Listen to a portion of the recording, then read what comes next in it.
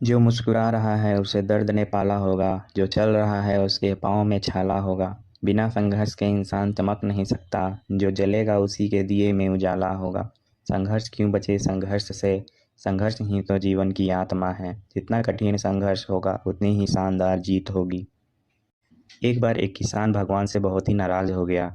किसान बहुत मेहनती था, बहुत मेहनत से वह खेतों में अनाज उगाता, उसकी देखभाल करता, पर अक्सर उसकी फसल खराब हो जाती। कभी सूखा पड़ जाता, कभी बाढ़ आ जाती, कभी तेज धूप, कभी आंधी, कोई ना कोई कारण बन ही जाता कि उसकी फसल खराब हो जाती। एक दिन वह किसान गुस्से में आसमान की ओर देखकर भगवान से कहा, हे ईश्वर, आपको लोग सर्वज्ञता मानते हैं कि आप सब जानते हैं, कहते हैं कि आपके इच्छा के बिना एक भी पत्ता नहीं हिलता, पर मुझे लगता है कि आप छोटी सी छोटी बात भी नहीं जानते। आपको तो ये भी नहीं पता कि खेती बाड़ी कैसे करते हैं। अगर आप जानते होते तो हर समय जो बाढ़, आंधी और तूफान आते हैं वो कभी नहीं आते। आप नहीं जानते कि कितना नुकसान उठाना पड़ता है हम किसानों को। यदि आप मेरे हाथ में यह शक्ति दे दें कि जैसा मैं चाहूँ वैसा मैं मौसम कर दूँ, फिर आप देखना मैं अन्न के भंडार लगा दूंगा।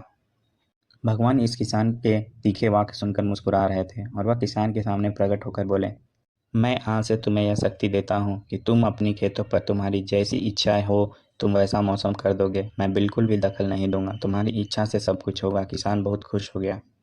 किसान ने गेहूं की फसल अपने खेतों में बोई। जब उसे लगा कि खेतों को धूप चाहिए तो खेतों को धूप मिले, जब पानी बरसना चाहिए तभी पानी बरसा।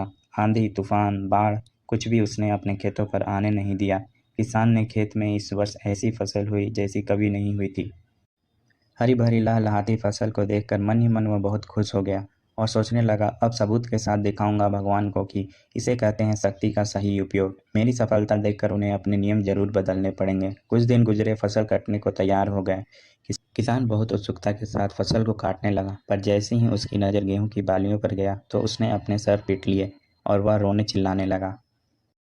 गेहूं की एक भी बाली के अंदर गेहूं का दाना नहीं था, सारी बालियां अंदर से खाली थी। किसान बहुत दुखी हो गया। उसने भगवान को रोते हुए फिर पुकारा, हे प्रभु, तुमने ये मेरे साथ क्या किया? क्या तुमने मुझे कोई सजा दी?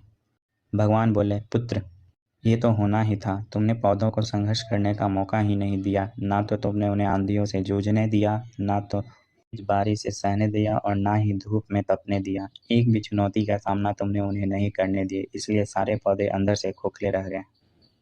जब आंधी, तूफान, तेज बारिश और धूप पड़ती है तभी ये पौधे अपने अस्तित्व को बचाने के लिए संघर्ष करते हैं, और इसी संघर्ष से एक बल पैदा होता है जिसमें शक्ति होती है, ऊर्जा होती है, और यही ऊर्जा आपूर्ति तेरे गेहूं के दानों की तरह जो नहीं फूटी। तूने उन्हें कठिन परिस्थितियों से गुजरने ही नहीं दिया जहां उनके अस्तित्व का जन्म होता।